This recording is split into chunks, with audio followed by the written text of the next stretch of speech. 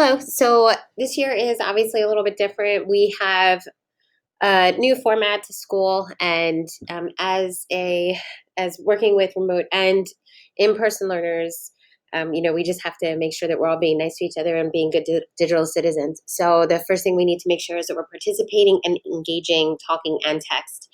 This past week has been a lot better, where students are starting to talk a lot more in the screen, and the students at home are engaging more in class. So that's really good, and I'm really excited about that.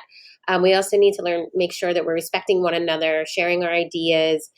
Um, with technology, this putting name on every answer to earn credit, it might look a little different than we're used to putting the names at the top of our paper, but we still have to make sure that every response we have, our name is on it, whether the platform that we're using or not adds our name, just to make sure that we're getting our credit. Being able to agree to disagree in a mature way. The students that I'm currently teaching are really mature, and I'm really excited at the way they are interacting with one another.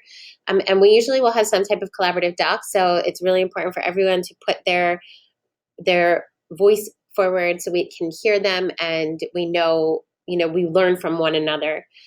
Some things that we have to avoid is talking over each other, which it does happen, unfortunately, because it's hard, because sometimes they're not necessarily paying attention to one another because it's in a screen, so it's a little bit of a different format, but they're really learning how to do this. I haven't had anybody try to take pictures or screen record anything, so that's great. Don't have anything questionable in the background.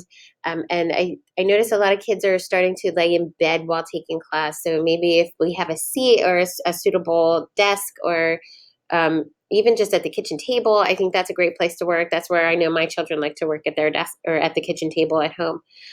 So if that's a possibility, that would be great, because it'll keep them more engaged than laying in bed.